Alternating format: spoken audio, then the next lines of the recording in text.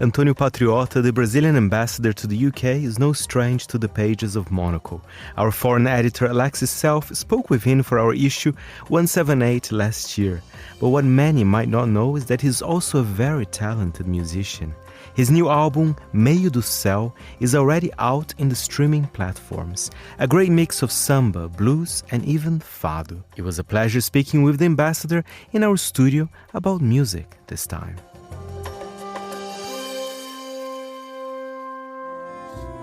Esqueço as cicatrizes e procuro no meu coração aquilo que nos traz saudade. A melhor verdade é viver. Antonio Patriota, the ambassador of Brazil to the United Kingdom, welcome to Monocle Radio. Thank you. And we're happy to be here. We're not discussing only diplomacy and politics here. We're discussing music. You are also a musician, and that's fascinating. Perhaps you are the only ambassador in town that can have also released albums? Well, I wouldn't bet on that because many colleagues also play an instrument, some of them much better than I do. I'm not a professional musician, but I studied classical piano when I was growing up, and I've always had this desire to compose and to produce music. So about 10 years ago, I started doing this. The professional aspect of what I record is to a great extent thanks to my producer, Leo Gandelman, who's maybe the major saxophone player in Brazil, a very experienced musician, and someone who believed in me. Was there a case, let's remember, of a young Patriota, you were growing up, you knew you wanted to be a diplomat, or were you seriously considering perhaps to have the career of a musician? Well, my father was a diplomat, so I grew up traveling around the world and living in different countries. I always loved music and art and, let's say, the humanities. I studied philosophy at university, and I have to confess that diplomacy was not love at first sight for me. Because when I looked at the lifestyle of diplomats, it seemed to be a little bit too much determined by protocol and unwritten rules, etc. And I was kind of bohemian when I was younger. But at some point, I realized that I was also very intrinsically Brazilian and that I spoke languages, I had been exposed to an international life. So it seemed to me like a good fit to work for Brazil, continue traveling, and maybe on the side develop something artistic as I went along. I mean, you mentioned being very Brazilian. I think if there is a country in the world that can teach other countries how to loosen up a bit, it would be Brazil, right? Yes, that's true. It's curious because in Brazil, you have a rather relaxed lifestyle. But within diplomacy, you have a rather ceremonial and hierarchical, let's say, working environment. So reconciling the two is not always obvious. That's a good answer. Of course, I want to talk to you about your new music that's coming out later this month. But you have already albums. I have 2 albums in front of me, Estuário and Geografia do Sentimento. But your name as a musician is actually Tonio de Aguiar. So is that a way to separate your diplomatic side and your musician side? Absolutely, yes. Well, I decided to create a different persona for my musical work, and Tonio is a nickname for Antonio is how my siblings called me, and Aguiar is actually my middle name. In the Iberian, Latin American tradition, we use both the last name of our father and our mother, and my Aguiar relatives were actually all very musical. So was my father, by the way. But I grew up less in contact with my father's family. So to some degree, it's a tribute to the musicality of my forebears.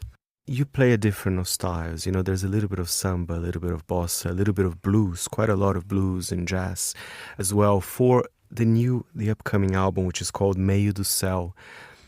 Is it any different perhaps from your previous releases, or what can you tell us about this new album? There are a few new aspects. One of them is that I sing more. At first, I was very shy about singing. So I invited, in fact, extraordinary singers like Paolo Morelli-Baum, who sings a song in Italian in my previous album, a young singer from Rio called Teca Ferreira, João Cavalcante, who sings a Carnaval do Ano Que Vem, a samba song. But as I went along and I tried singing, again, my producer decided that it sounded good and good enough, and that I should pursue this to the extent that I felt comfortable doing it. So in this new work, there are 13 songs in the new album, and I sing in 8 of them, actually in 3 different languages, in Portuguese, English, and Spanish.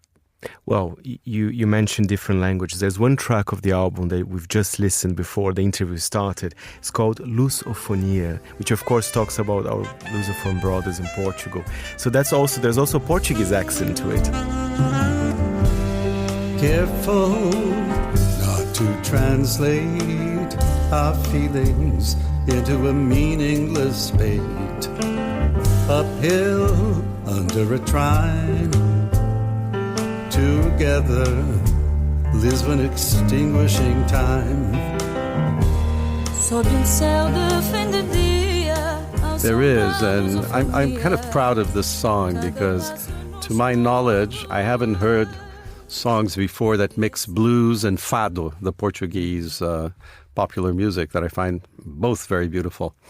And so one evening I was walking with my wife through the old part of Lisbon, quite a few hills you go up and down, and this melody came into my head, and I thought of combining the blues with fado, and, well, the listeners will decide whether it was a good idea or not.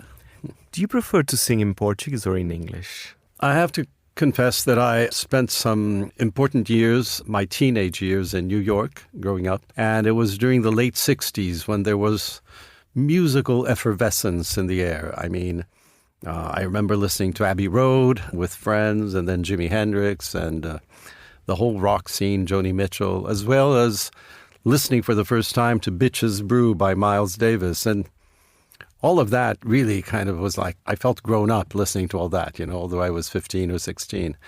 But then I also was very influenced by Brazilian music. My parents listened to a lot of Brazilian music at home. When I was even younger, there were all these festivals in Rio, so names like Milton Nascimento, Caetano Veloso, Gilberto Gil, Chico Buarque emerged, and they're all geniuses and extremely talented people. And I also studied classical music. So, in a way, I kind of produced a feijoada, a soup with all of this, all these ingredients. More Brazilian impossible. Exactly. And I try not to censor any of the influences that cross my mind. And by the way, I mentioned at the beginning of the interview, you have your side as a diplomat and as a musician, but in a way, they can relate to each other because, for example, you as an ambassador, it's your job as well to bring some of Brazilian culture to people here in the UK. So there is that side that, as an ambassador, you have to show that Brazil has the soft power as well. It's not just kind of about the hard business or politics, correct? Yes, I think you are correct. Diplomacy itself, to a great extent, is soft power. I work with ideas, with arguments, and trying to persuade people, trying to uphold national interests, but through language, whether it's spoken or written. And I think when you travel and represent your country abroad, you have to be very sensitive to the local culture also. For me, London has been a really privileged location because I've always been an enthusiastic fan of the Beatles, the Rolling Stones, the British rock. London is a very musical city. So it's also a city that welcomed some important Brazilian musicians during our military dictatorship years, like Gilberto Gil, Caetano Veloso. So looking at that aspect, there's already a little narrative here to develop. But if I could add one word as ambassador this time, we're celebrating the bicentennial of Brazil-United Kingdom relations this year. And there will be a cultural season of Brazil here in the UK and a British season in Brazil. I think this will be a great opportunity to update the younger generations and those who have not been exposed to our culture to demonstrate the vitality of Brazilian culture. You know that this year, for example, Brazilian cinema has received some very important awards, the Oscar for Best Foreign Language Film, and now at the Cannes Film Festival in France, the Best Director and Best Actor went to a Brazilian movie called The Secret Agent, O Agente Secreto. So I agree with you that, diplomacy, culture, whether it's in the visual arts, music, ballet, and also sports to a large extent. Football is part of our soft power as well. Well, we hope to win the World Cup next year as well. But what about performing live? Is that something that you feel comfortable as well? Or when you think of music, you prefer to be in a studio and record that privately? The short answer is I prefer to be in the studio. Because I would go to an Antonio Patriota gig. Well, I have great respect for professional musicians who do this as a full-time job. I do this on the margins of my main activity. And in order for me to present myself with professional musicians, I would have to rehearse quite a bit. I don't rule it out completely. I think in the future, if I have more time to myself, perhaps when I retire. But at the present moment, I'll continue to do it in the studio. Well, and people need to see the beautiful covers of your previous albums. There's a certain aesthetic to it, and that continues with the new one. So what can you tell us? Have you been working with the same designers for that? Yes, she's a fabulous designer based in Rio called Lola Vaz, V-A-Z. And we've developed this kind of unity regarding the covers and the packaging of the music, usually a black and white photograph. And my name has been appearing with the same lettering, but in different colors. So quite happy with that as well. And of course, I actually picked the music from Monocle Radio. Mm-hmm. So I'm going to put you on the spot here. Mm-hmm. If there's one track in the album that you think I should consider for the playlist, which one would it be? From the new album? Yes, from Meio do Céu. From Meio do Céu. Well, perhaps to reach an international audience. And you just mentioned Lusofonia, mm-hmm. which mingles blues and fado. This could be a fun track to kind of inaugurate my dissemination of the new work. Lisbon providing the rhymes. A emoção de uma saudade, indiferente à idade, a iluminar nosso chão. De pedrinha portuguesa, face a solas quase lisas, no portal. But there's already a single that has been made available last Friday through Spotify called Beyond Mountains. And this is the first time I work with backup vocals to fabulous singers based in Rio. One is American, the other Brazilian, Alma Thomas and Jennifer Rocha. And it's a tribute to a doctor who worked in Haiti and who saved so many lives in Haiti and Rwanda and created a non-governmental organization called Partners in Health. He died 2 or 3 years ago, and I was very, very saddened by his premature passing away. I had met him when I lived in the U.S., so this song is a tribute to him, a bit in a gospel, how can I say, pop music style. And we can bear the strain inside the tap-tap. Mountains beyond mountains, say the Haitians. Struggle down the range to see the ocean. Blue transparent waters all around us. Health and care for all. Sing with Dr. Paul. Felt the gospel side to it. See, another music genre. You're very, I love that. You're very kind of flexible with the Eclectic. Eclectic. That's a better word for sure. Ambassador, I have another question to you. You are a very busy man. Not only you're a musician, not only you're the ambassador, but there's also a new book you've just published as well, A Humanist Foreign Policy for a Multipolar World. What can you tell us about it? Well, this is a collection of essays. I think there are 14 in all that I've written over the past 10 years. Some of them came out originally in English. Others I had translated from Portuguese into English. And my objective here was to make available to an audience that does not read Portuguese some reflections on how Brazil envisages this transition we are experiencing today towards a more multipolar geopolitical distribution of power. What are the challenges? What are the possibilities? What we should strive to preserve. And I like the concept of humanism. I was ambassador to Italy, and humanism was born in Italy during the Renaissance because it emphasizes the importance of truth, scientific knowledge, as opposed to dogma or ideology. It also emphasizes the power of dialogue and persuasion in contrast with the use of force or pressure. So I feel pleased to describe Brazilian foreign policy as a humanist policy. Of course, we need to convert more governments and societies to humanism in the present world situation, because we are witnessing actually a proliferation of conflict, disrespect for international law.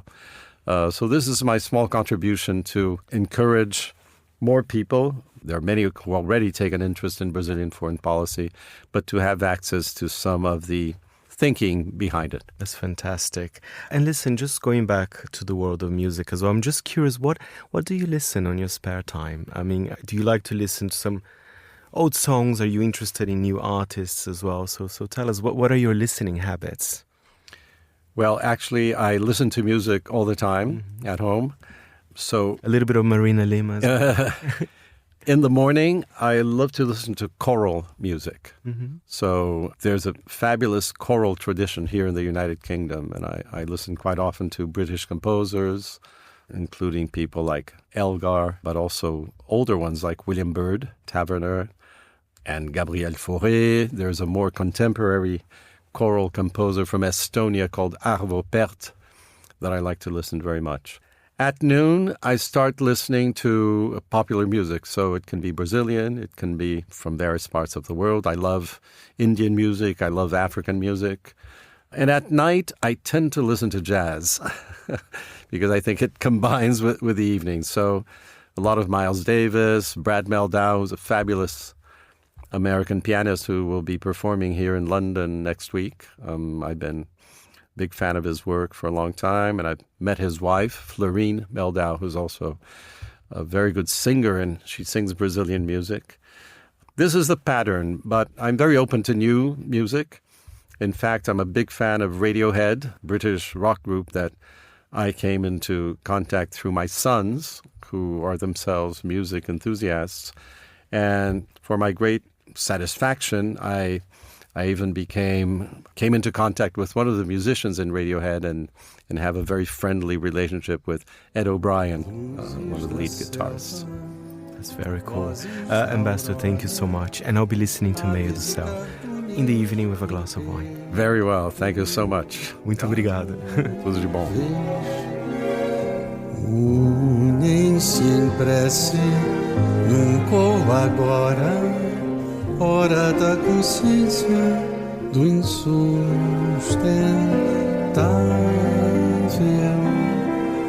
Breve é o presente, responsabilidade pelo futuro, pela floresta, pela justiça. Thank you very much, Ambassador. That was Antônio Patriota, or Tônio de Aguiar. His album Meio do Céu is out now, and so is his book, A Humanist Foreign Policy for a Multipolar World, published by Fundação Alexandre de Gusmão. The show was edited by Flynn Simons, and I am Fernando Augusto Pacheco.